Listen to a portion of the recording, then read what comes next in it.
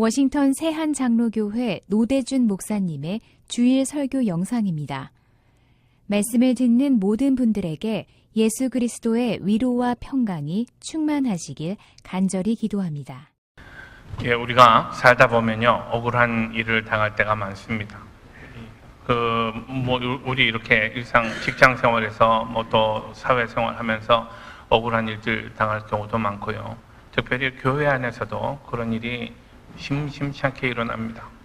목사님들이 또 억울한 일로 말하자면 목사님들도 한마디씩 다 할 수 있는 사람들입니다. 어떤 젊은 목사님이요, 너무너무 자기 목회하면서 속상해가지고 어떤 지혜로운 그 선배 목사님에게 조언을 구했습니다. 억울해 죽겠습니다, 목사님. 나는 내가 하지도 않은 말을 사람들이 했다고 그러고요. 또 내가 선의로 한 말인데도 사람들이 자꾸 그걸 악한 말로 만들어버리고, 그래서 도무지 내가 너무너무 속상해서 견딜 수가 없습니다 라고 그렇게 이야기를 했대요. 그랬더니 선배 목사님이요, 그러지 말고 좀 겸손해지라고, 겸손해지면 문제가 해결된다고, 그리고 자기에게 정직하면 문제가 해결된다고 그렇게 대답을 하는 거죠. 그래서 이 젊은 목사님이 아니 그게 무슨 말씀이냐고, 그래서 설명을 합니다. 좀 더 겸손해지라는 것은 뭐냐 하면, 물론 우리가 말하지 않은 부분에 대해서 사람들이 막 그렇게 얘기하는 건 억울한 일인데, 가만 생각해 보라고. 내가 사실은 나에게 알려지지 않은 다른 많은 잘못들도 있지 않냐고. 부족함도 많고 허물도 많은데 사람들이 다 그걸 알지 못할 뿐이지, 하나하나 드러내놓으면 하나님 앞에 부끄럽고 사람들 앞에 얼마나 부끄러운 인생이냐고. 그런데 사람들이 말하는 건 조그만 부분 가지고 말하는 걸 가지고 그렇게 억울할 거 있겠냐고. 오히려 자기를 정직하게 돌아보면 그거밖에 드러나지 않은 것에 대해서 다행으로 여기고 하나님 앞에 부끄럽게 여겨야 하는 것 아니겠냐고 목사님이 그렇게 얘기했대요. 그래도 억울한 건 억울한 거죠, 그렇죠? 우리 억울한 일 많이 당합니다. 그런데 오늘 요셉 기사를 통해서요, 우리 이런 부분들, 정말 억울한 문제, 삶의 문제를 어떻게 해결해야 할 것인가에 대한 한 교훈을, 성경적인 가르침을 우리가 함께 받을 수 있으면 좋겠다 생각을 합니다. 요셉은요, 야곱의 11번째 아들 요셉은 자기 아버지의 극진한 사랑을 받는 아들이었습니다. 그리고 이 아들은 또 어렸을 때 하나님이 주셨던 특별한 꿈이 있었습니다. 그래서 이 하나님이 주셨던 꿈 때문에, 또 자기 아버지의 특별한 총애를 받는다는 사실 때문에 다른 형제들로부터 시기받고, 다른 형제들이 그를 굉장히 미워했습니다. 그래서 어느 정도로 미워했냐면 그를 죽이고 싶어 할 정도로 미워했습니다. 형들이 그를 죽이려고 그러다가 계획을 바꿔서 그를 노예로 팔았습니다. 그래서 그는 노예로 애굽에서 노예 생활을 하는 그런 존재가 되었습니다. 하루아침에 그는요, 자기 아버지의 귀공자에서 지금 노예가 된 거죠. 아무도, 노예가 뭐 하는 존재입니까? 사람이지만 동물 취급을 받는 존재예요. 그 먼 나라, 외국 나라에 가가지고 노예로 살아야 하는 그 자기 형편을 한번 생각해 보십시오. 근데 이것이 형들 때문에 일어난 일이라고요. 그리고 이 아이는 형들한테 그렇게 미움을 당할 일을 별로 하지 않았죠. 그랬음에도 이런 부당한 대우, 자기 소망, 미래가 잘 보이지 않을 그런 운명에 처해졌을 때에 그 마음이 얼마나 아팠겠어요. 극심한 고통이 아마 그에게 있지 않았겠는가 생각합니다. 그러나 어쨌든 여러 가지 하나님의 섭리를 통해서요, 이 요셉이 애굽의 총리 대신이 됩니다. 그리고 형들은요, 자기들이 먹을 식량이 부족했기 때문에 이제 요셉에게 찾아와서 머리를 조아리고 요셉에게 식량을 구해야 하는 그런 처지가 되었습니다. 근데 이때 형들은 요셉이 애굽의 총리가 자기들의 동생 요셉인 줄은 알지 못하고 있었죠. 그러다가 요셉이 결국 자기 형들에게 자기 자신의 정체를 밝히게 되었습니다. 밝혔고 형들은 그 사실을 알고 패닉에 빠지는 거죠. 여러분 같으면 그렇지 않겠어요? 내가 죽여 없애려고 했던 아이가 지금 자기들의 생명줄을 쥐고 있다고 생각해 보세요. 이 아이가 마음만 꽁하게 먹으면 자기들은 살아남을 수 없는 그런 처지에 지금 놓여 있었습니다. 그러니 극심한 불안감 가운데 있었을 것입니다. 근데 동생은요, 그들에게 걱정하지 말라고 아주 관대하게 좋은 말을 해 주었습니다. 그리고 그것은 아버지가 같이 계셨기 때문이라. 그리고 아버지가 내려와서, 그들의 아버지 야곱이 내려와서 한 20년 정도 같이 살다가 아버지가 세상을 떠나게 되었습니다. 아버지 장사하고 난 다음에요, 형들에게 불현듯 불안감, 두려움, 공포가 그들을 엄습했습니다. 이제 아버지도 안 계시는데 요셉이 자기 마음대로 해버리면 우리는 끝이다 라는 그런 불안감을 갖고 있을 때였습니다. 그때에 요셉의 형제들 보십시오. 오늘 우리 읽지 않았습니다만 15절 말씀 보면 요셉의 형제들이 이런 불안감을 토로하고 있습니다.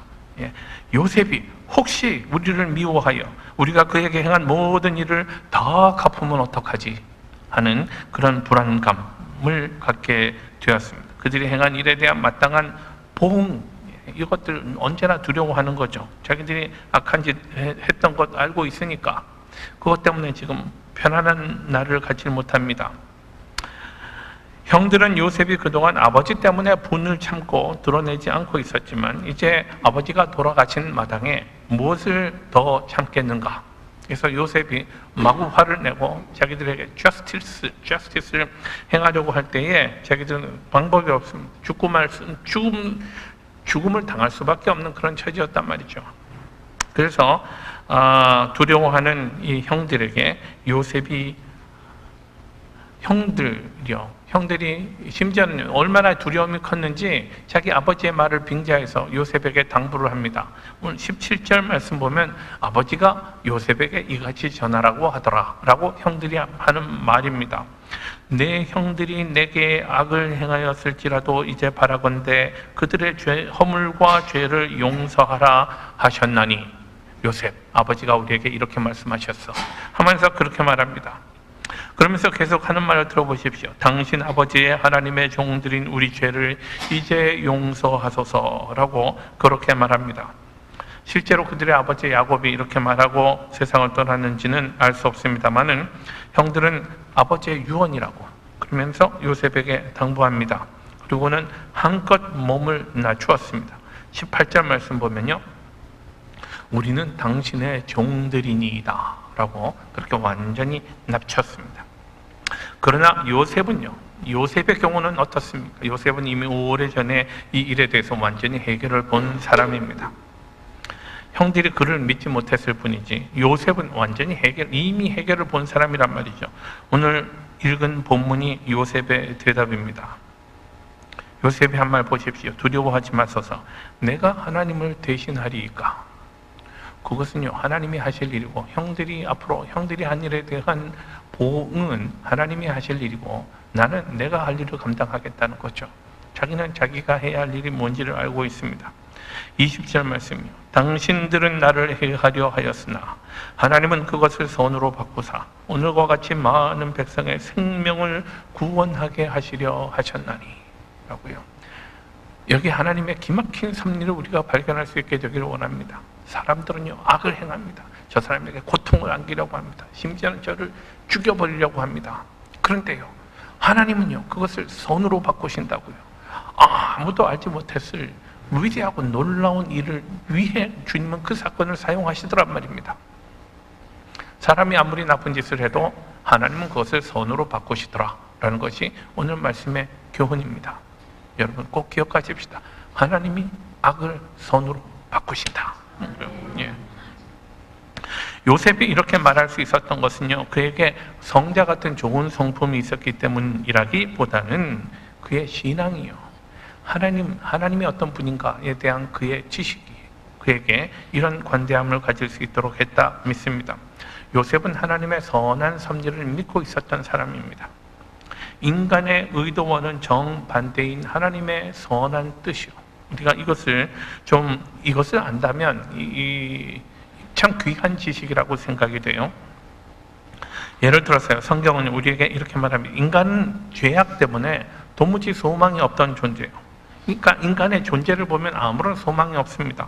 그럼에도 불구하고 그러나 하나님은 그 인간을 사랑하시고 하는 이런 부분들이요. 에베소서 2장 4절 보십시오. 제가 오늘 성경 말씀이에요. 성경 말씀에는 이 앞에 그러나 부분이 없어요. 에베소서 2장인데요. 예, 긍휼이 에베소서 2장이에요. 긍휼이 풍성하신 하나님이 우리를 사랑하신 그 큰 사랑을 인하여 라고 성경은 그렇게 말합니다. 근데 이 앞에요, 우리말은 적어 있지 않지만 그러나 뜻이 그러나입니다. 그러나 인간은 죄악 때문에 멸망할 수밖에 없는 그런 존재입니다. 그러나 하나님은 긍휼이 풍성하셔서 인간을 사랑하셨다. 그래서 허물로 죽은 우리를 그리스도와 함께 살리셨고 라고 성경은 말합니다. 고린도전서 2장에는 뭐라고 하나요? 고린도전서 2장에는요, 사람은 자기의 지혜를 자랑합니다. 그러나 자기의 지혜로 하나님을 알 수 있는가요?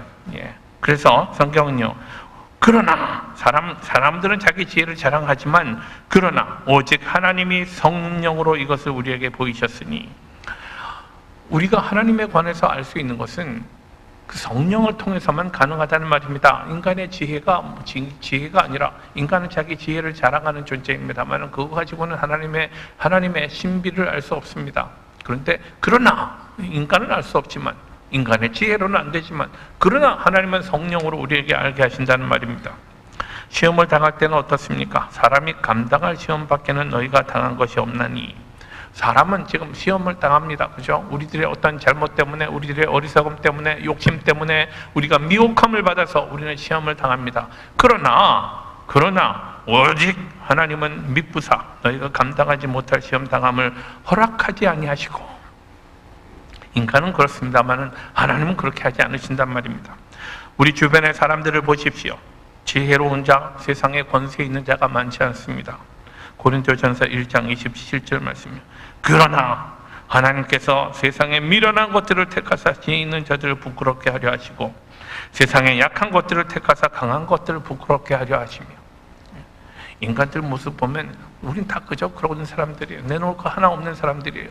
그러나 하나님은 우리를 선택해서 하나님 일하시겠다고요. 교만한 자들 부끄럽게 만드시겠다고 하십니다. 사람들은 예수님을 죽였습니다. 무죄한 주님이요, 우리 죄 없으신 주님을 사람들은 죽였습니다마는 사도행전 13장 30절 말씀이요. 그러나 하나님이 죽은 자 가운데서 그를 다시 살리신지라. 사람은 죽이지만 하나님은 그를 다시 살리십니다. 인간의 죄악과 어두운 현실에도 불구하고 하나님의 지극한 사랑과 은혜를 대조해서 하나님의 방법이 인간의 방법과 얼마나 다른가를 보여주는 수많은 성경 구절들이 있습니다. 하나님의 방법은 인간의 방법과는 다르더라라는 말입니다. 오늘 형들을 향한 요셉의 말에도 이 사실이 얼마나 분명하게 드러나는지 모릅니다. 20절 말씀 다시 봅니다. 오늘 본문의 20절 말씀이요. 당신들은 나를 해하려 하였으나, 그 다음은요, 그러나가 빠져 있습니다. 그죠? 강한 그러나 빠져 있습니다. 그러나 하나님은 그것을 선으로 바꾸사 오늘과 같이 많은 백성의 생명을 구원하게 하시려 하셨나니. 과거 요셉을 노예로 팔던 당시 형들의 의도는요, 장난 정도가 아니었습니다. 저거 좀 한번 뜨거운 맛을 보여주자 하는 정도가 아니고요, 죽여 없애자, 우리 앞에서 없애버리자 라는 것이었습니다. 얼마나 악함, 또 동생을 죽이고자 하는 마음이 생길 정도로 그렇게 인간이 악하다 말입니다. 차라리 그 자리에서요, 숨이 넘어가도록 만들었으면 차라리 낫지. 노예의 삶을 한번 생각해 보십시오. 숨 쉬며 살아있는 하루하루가 지옥 아닐까요? 오늘 이만큼 일했으면 내일은 조금 나아지겠지 하는 소망을 가질 수 있는 게 아니잖아요. 내일 또 죽도록 일해야 합니다. 그 다음날 또 죽도록 일해야 하고요. 자기가 일한 것에 대한 정당한 보상을 받는 것도 아닙니다. 그러니 끝없이 이어지는 그런 비인간적인 그 노동과요, 그런 그 비인간적인 삶을 생각하면 노예의 삶은요, 죽지, 오히려 날마다 죽음의 연속 아니었겠는가. 이게 실제로는요, 살인보다 더 악한 짓 아니었겠는가 생각합니다. 형들의 의도대로 된다면 동생 요셉은요, 살아있는 것이 아닌 그런 인생을 살게 될 것이었습니다. 형들은 지금 그 동생 요셉에게 이런 짓을 했단 말입니다. 그러나 하나님은 그것을 선으로 바꾸셨습니다. 인간의 악을 선으로 바꾸시는 하나님의 그 섭리를 발견할 수 있습니다. 요셉 형제들은요, 인간들이 겪어가는 삶이 어떤가를 너무나 잘 보여주고 있습니다. 우린 다른 사람들에게 끔찍한 일을 합니다.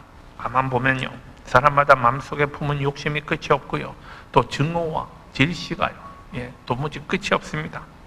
이 욕심 때문에, 이 증오 때문에 사람과 사람이 서로 싸워댑니다. 집안과 집안이 싸웁니다. 우리 편과 저 편이 끝까지 나뉘어서 싸웁니다. 나라와 나라가 싸워댑니다. 또 남과의 투쟁뿐 아니라 내 안에도요, 내 안에도 선한 마음이 있고 악한 마음이 있습니다. 그죠? 이 마음들이 서로 싸워댑니다. 이렇게 인간들 삶에는요, 그 위험과 고난과 아픔과 상처가 있습니다.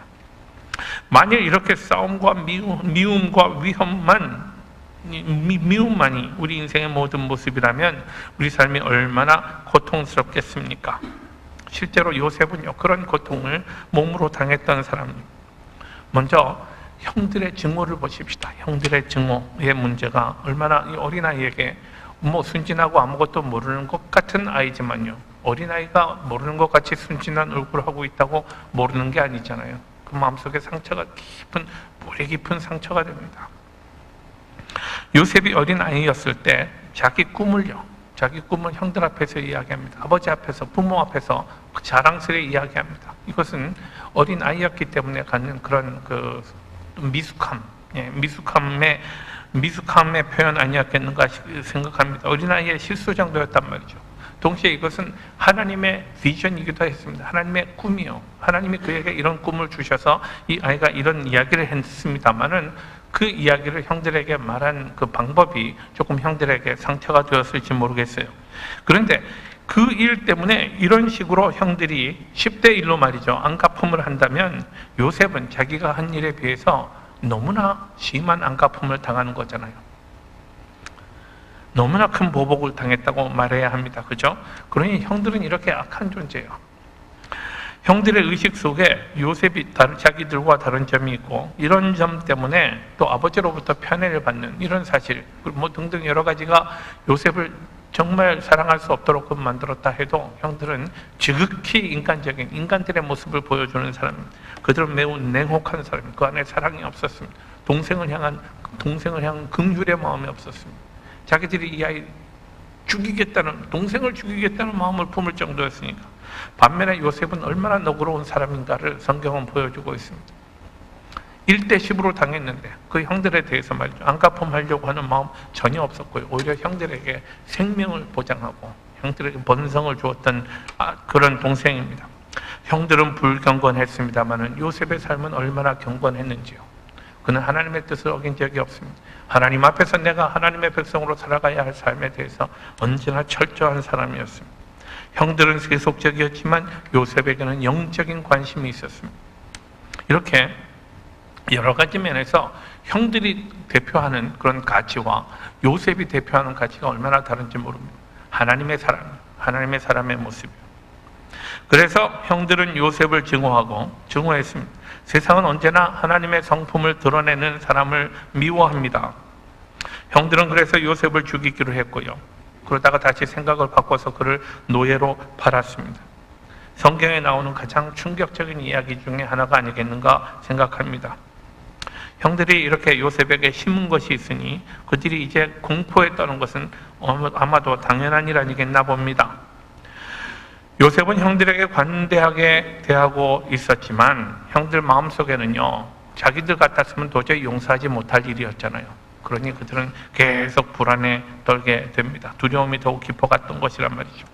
먼저 요셉이 형들에게 당했던 부당한 증오의 상처를 먼저 말씀드렸습니다. 형들이 한 짓만으로는 부족했다는 듯이 요셉은 다른 사람들로부터도 상처를 받습니다. 애굽에 들어와서 노예 생활을 시작합니다. 사람이지만 동물 취급을 받는 존재라고 그랬습니다. 노예는요. 그렇지만 그는 정직하고 믿음직한 사람이고 또 성실한 사람이었습니다. 그래서 곧 주인의 눈에 띄었습니다. 주인 보디발로부터 전적인 신임을 받게 됩니다. 창세기 39장 6절 말씀입니다. 주인이 그의 모든 소유를 다 요셉의 손에 위탁하고 자기가 먹는 음식 외에는 간섭하지 아니하였더라. 여러분, 자기 재산을 다 맡길 수 있는 사람 보셨나요? 지금 요셉은요, 짤막한 기간 동안에 이런 신임을 얻게 됩니다. 그러나 그 다음 계속 보면요, 성경은 계속해서 말합니다. 요셉은 용모가 빼어나고 아름다웠더라 라고요. 그래서 그 다음에 일어나는 일이요, 보디발의 아내가 문제를 일으킵니다. 그가 이제 요셉을 눈여겨보게 되었고요, 그 이후에 집요하게 요셉에게 접근하며 지속적으로 그를 유혹합니다. 요셉은 결국 그 여인으로부터 도망해야 했고요, 이 일로 앙심을 품은 이 여인으로부터 모함을 받게 되고 감옥에 들어가게 됩니다. 노예의 생활이 부족해서 감옥에까지 들어가야 했나 말이죠.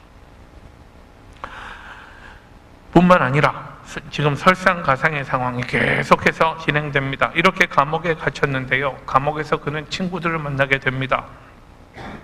애굽의 왕 바로의 술 맡은 관원장과 떡 맡은 관원장을 만나게 됩니다. 요셉은 그들의 꿈을 풀어주면서 술 맡은 관원장이 곧 회복될 것을 알려주었습니다. 그러고는 그에게 간곡하게 부탁합니다. 지금 요셉이 기댈 곳이 어디 있어요? 지금 기약 없는 감옥 생활이요. 감옥 생활인데 여기서 자기가 나갈 수 있는 방법은 이거다라고 생각해서요, 술 맡은 관원장에게 간곡하게 부탁합니다. 당신 잘 되시거든 나를 생각하고 내게 은혜를 베풀어서 내 사정을 바로에게 아뢰어 이 집에서 나를 건져내어 주소서라고 부탁합니다. 애절한 부탁이요. 그 마음에 얼마나 안타까운 마음이 표현되고 있는지요. 애절한 마음으로 지금 부탁합니다. 그런데 창세기 40장 23절 보면요, 술 맡은 관원장이 요셉을 기억하지 못하고 그를 잊었더라 라고요. 그러니 이 감옥 속에서 어제이나 내일이나 기다리고 있는 사람은요, 한없이 기다리게 돼. 희망 고문이요, 희망 고문. 오늘 지나면 내일은 소식이 있으려나 하는 이런 낙심 가운데 그는 지나야 했습니다. 근데 얼마나 오랫동안 그렇게 지냈다고요? 41장 1절 말씀 보면요, 만 2년 후에 바로가 꿈을 꾼죠 라고 합니다. 2년 동안이나 감옥에서요, 친구의 망각 상태에서 기다리고 있었다는 말입니다. 그러니 그 기다림의 기간이 얼마나 괴로웠을지 말이죠. 설상가상이죠. 그죠? 이렇게 역경의 역경을 거듭 경험한 사람도 흔치 않으리라 생각합니다. 그런데 이런 어려움 가운데서요, 하나님의 은혜가 나타나더라는 거예요. 역경이 심하고 어두움이 심하면 은혜가 더욱 환하게 나타나더라 는 사실을 요셉의 삶을 통해서 우리는 또한 발견하게 됩니다. 20절 말씀 다시 한번 읽습니다. 당신들은 나를 해하려 하였으나 나에게 악한 일이 일어나도록 하려고 했습니다. 그러나 하나님이 그것을 선으로 바꾸셨다 라고 요셉은 고백합니다. 이것이 다 하나님이 하시는 일이라고 형들 앞에 말하는 거죠. 분명한 신앙 고백이에요. 여기에 두 가지 차원의 지식을 요셉은 전제하고 있습니다. 첫째는 뭐냐면 하나님의 주권이요, 하나님이 주인 되신다는 거예요. 하나님이 먼저 허락하지 않으시면 하나님의 백성에게는 어떤 일도 일어나지 않는다 말입니다. 그러니 우리에게 일어나는 일은요, 우연한 일 같지만 사실은 알고 보면 우연이 아니라라는 그런 지식입니다. 하나님의 주권 가운데서 일어나는 일이기 때문에 하나님은 그것이라도 사용하실 수 있다라는 그런 지식이요. 둘째는요, 첫째는 하나님의 주권에 대한 그런 고백입니다. 그죠? 둘째는요, 하나님의 주권 아래서 일어나는 일이기 때문에 어떤 일이든지 또 우리와 사람들에게 덕이 되게 하시지 해롭게는 하지 않으신다라는 그런 믿음이 그에게 있었단 말이죠. 이해하기 어려운 일입니다. 그죠? 내가 보면 지금 그는 불행의 연속이요. 오늘 이 일이 지나고 나면 내일은 더한 불행이, 또 더한 고통이 계속 기다리고 있었습니다만은 그는요, 하나님이 주인이신 한 이 일이 나에게 덕이 될 것이다, 궁극적인 덕이 될 것이다, 이익이 될 것이다 라고 그는 믿어 의심치 않았단 말입니다. 사도 바울도 이 사실을 선언합니다. 로마서 8장 28절 말씀. 로마서 8장 28절은 이렇게 되어 있습니다. 우리가 알거니와 하나님을 사랑하는 자 곧 그의 뜻대로 부르심을 입은 자들에게는 모든 것이 합력하여 선을 이루느니라 라고 말합니다. 예, 모든 것이 합력하여 선을 이루느니라. 우리가 요셉의 삶을 통해서 이 선언이 충분히 입증되더라는 사실을 알 수 있습니다. 적어도 세 가지를 제가 지적하려고 합니다. 하나는 뭐냐면, 하나님은요 당신을 사랑하는 자의 선을 위해 일하시더라 라는 말입니다. 하나님은 조용히 앉아서 지켜보는 분이 아니고요, 일하고 계신다는 말입니다. 우리가 알지 못하지만 하나님은 일하고 우리가 잠자는 순간에도 하나님은 일하고 계십니다. 우리가 멍하게 낙심 가운데 있을 때도 하나님은 일하고 계신다는 말입니다. 우린 겉만 보면 과연 이게 선인가? 이게 정말 선이란 말입니까? 이것이 하나님의 최선이 이것입니까? 라고 우리는 하나님을 원망하고 불평하고 싶을 때가 있습니다만은, 그러나 그때도 하나님은 일을 하신다고요. 여러분, 짐 엘리엇이라는 선교사에 대해서 들어보셨나요? 짐 엘리엇, 그분의 아내 엘리자베스 엘리엇, 이 두 사람의 이야기를 제가 잠깐 하려고 그래요. 짐 엘리엇이라는 사람은요 1956년에 에콰도르의 아마존 지역으로 들어갔던 선교사입니다. 근데 그 아내와 엘리자베스 엘리엇과 더불어서 비행기 조그만 그 날개 두 개 있는 그런 비행기 있잖아요. 그거 타고 아마존으로 들어갔습니다. 땅에 내리는 순간, 자, 비행기가 서고요. 이 사람들이 비행기에서 내려오는 순간에 그들을 애워싸는 그 원주민들이 있었습니다. 창을 들고 있었죠. 그곳은요, 엘리엇이 뭐라고 얘기도 하기 전에 이 사람들이 창을 던져버렸습니다. 그러니까 선교하러 들어갔다가 비행기에서 내리는 순간 창 맞고 죽었습니다. 그 남편 짐 엘리엇은, 그 아내는 이 사실을 바라보면서 남편이 죽어가는 모습을 바라보고 통곡하면서 있을 수밖에 없었죠. 그러고 나서 이 엘리자베스 엘리엇은요 이 상태를 극복하고요, 두 번째 결혼을 했어요. 두 번째 결혼했는데 두 번째 남편은요 암으로 잃게 되었습니다. 그러니까 한국 사람들 하는 말 있잖아요. 팔자가 세다고 그러나요? 그런 거예요. 자기 삶을 순회하면서요, 그는 이렇게 말합니다. 내 삶을 가만 돌아보면 하나님이 선하시고 은혜로우시고 자비로우시다는 사실을 입증할 만한 삶은 아니었던 것 같아요 라고 말합니다. 첫 번째 남편은 아마존 땅에 들어가자마자 살해당하고, 두 번째 남편은 암으로 영과 혼과 육이 서서히 죽어가는 모습을 바라보면서 이것이 과연 하나님의 사랑을 보여주는 것인가? 라고 생각했다고요. 가만히 생각하니 오히려 이게 반대인 것 같더라 라는 마음이 그를 괴롭혔다고 말합니다. 그러나 성도는요 이렇게 겉으로 보이는 것만으로 판단하면 안 되잖아요. 엘리자베스 엘리엇은요 계속 말합니다. 그러나 하나님의 사랑에 대한 제 믿음은 추론이나 당위가 아니라 믿음으로 확인할 수 있었습니다 라고요. 그가 하나님의 주권적인 사랑에 대해서, 하나님은 이런 상황 속에서도 일하고 있다라는 사실에 대해서 믿는 마음으로 사실을 바라봤더니 세상을 이기는 가장 강력하고 능력 있는 그런 믿음이었다. 자기가 그 사실을, 하나님이 하시는 그 일에 대해서 제가 바라볼 수 있었고 믿음으로 바라보았더니 과연 이런 슬픔을 자기가 극복할 수 있게 되더라라는 그런 고백을 하더란 말이죠. 하나님은 그분의 주권적인 사랑으로 이런 상황 속에서도 일하시더라라는 그런 믿음을 자기가 가질 수 있었다라고 고백합니다. 여러분, 모르는 사람은 절대로 모르는 일이죠. 자, 이렇게 하나님은 당신을 사랑하는 자의 선을 위해 일하신다는 사실을 기억하십시다. 그 다음은 하나님은 그러므로 모든 일을 통제하고 계신다고요. 모든 일이 하나님의 관리 아래에 있다는 사실을 우리가 믿어야 합니다. 그러므로 이런 모든 일들이 우리의 선을 위해서 작용한다라는 말이죠.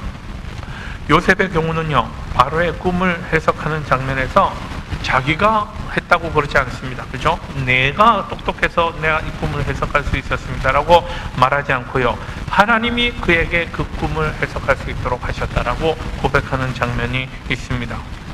근데 지금 그 상황을 한번 생각해 보세요. 지금 그는 감옥에 갇힌 죄수의 신분입니다.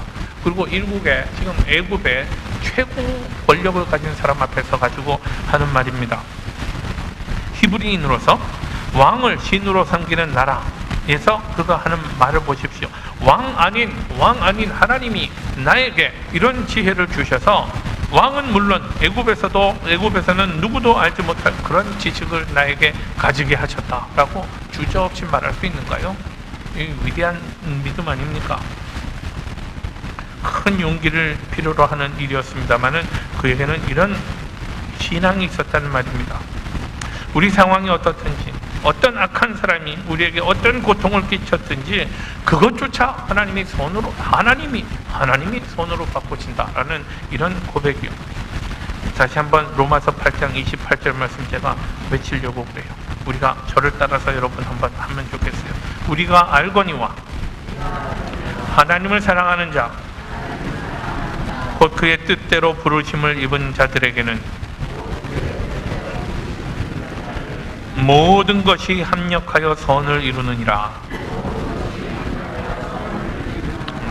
모든 것입니다, 여러분. 모든 것이요. 이 일에는요, 기쁜 일도 있고 고마운 일도 있지만요, 때로는 고통스러운 일, 상처가 되는 일, 너무나 억울한 일도 포함이 됩니다. 모든 것이. 우리가 하나님이 거짓말하는 자가 아니라는 사실을 믿는다면 우리 인생의 그 어떤 것도 모두가 다 우리의 손을 위해 쓰임새가 있다. 하나님은 그것들까지도 사용하신다는 사실을 알아야 합니다.